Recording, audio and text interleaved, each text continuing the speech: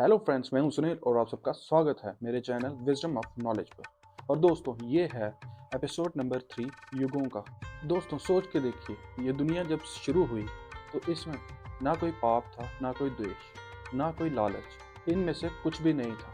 उस वक्त धर्म अपनी चरम सीमा पर था। यही था सतयुग यानी गोल्डन एरा।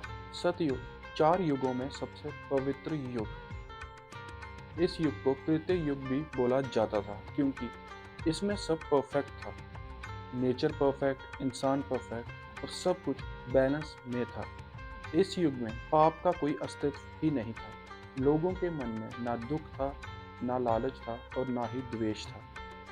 हर कोई सत्यवादी और शुद्ध मन वाला था।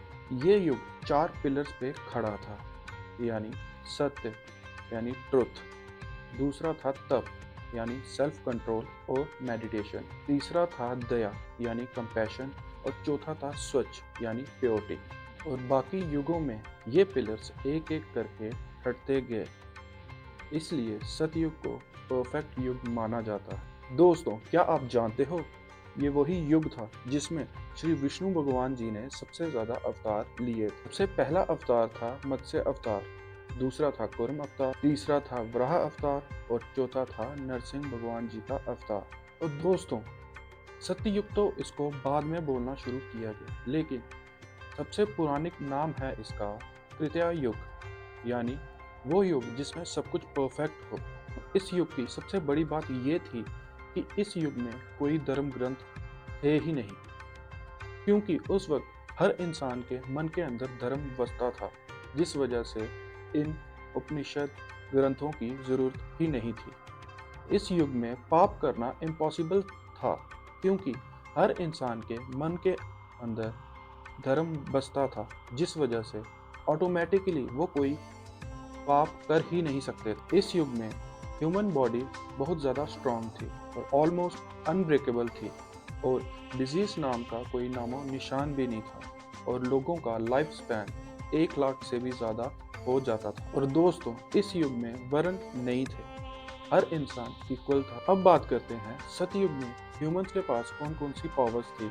जैसे आज के समय में इंसान के पास डिग्रीज होती हैं, उस समय भी आदमी के पास एक कैपेबिलिटीज होती थी, और जिसे हम सिद्धि टाइप एबिलिटीज भी बोल सकते हैं। सबसे पहली सिद्धि थी प्रत्यक्ष दर्शन सिद्धि, यानी बिना मंत्रों का उच्चारण किए, बिना पूजा किए और बिना मंदिर जाए सिर्फ मेडिटेशन से भगवान के दर्शन कर ले। इस सिद्धि का रीजन था माइंड बिल्कुल क्रिस्टल क्लियर था, जीरो ईगो और जीरो थॉट्स थे, जिस वजह से वन टैप से ही इंसान भगवान के साथ कनेक्ट कर जाता था। दूसरी सिद्धि आती है अंतर्दृष्टि सिद्धि, यानी telepathy plus mind reading ability. इस सिद्धि से बिना बोले दूसरे का माइंड समझ सकते थे और फील कर सकते थे, और झूठ बोलने की तो संभावना ही नहीं थी, क्योंकि हर इंसान एक दूसरे इंसान का मन पढ़ सकता था। तीसरी सिद्धि थी इच्छा शक्ति सिद्धि, यानी थॉट्स मैनिफेस्टेशन, यानी जो बोला वो हो गया, लेकिन धर्म के अंतर्गत ही। फॉर एग्जाम्पल, आपको जल चाहिए तो इंस्टेंट मिल जाता था, और अगर आपको पावर या स्ट्रेंथ चाहिए तो मेडिटेशन से वो भी आपको मिल सकती थी। चौथी सिद्धि आती है शरीर बल सिद्धि, यानी सुपर ह्यूमंस की कैपेबिलिटीज और नो डिजीजेस। इस सिद्धि से इंसान डिजीज फ्री हो जाता था, इंजरी फ्री हो जाता था और मेटल टाइप स्ट्रेंथ मिलती थी।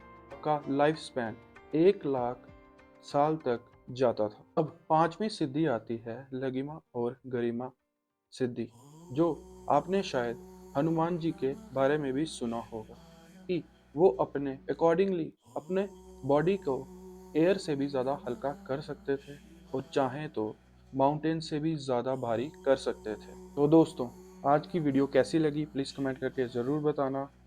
अगली वीडियो में मैं आपके लिए नेक्स्ट युग की कुछ विशेषताएं लेकर आऊँगा। जय हिंद, जय भारत।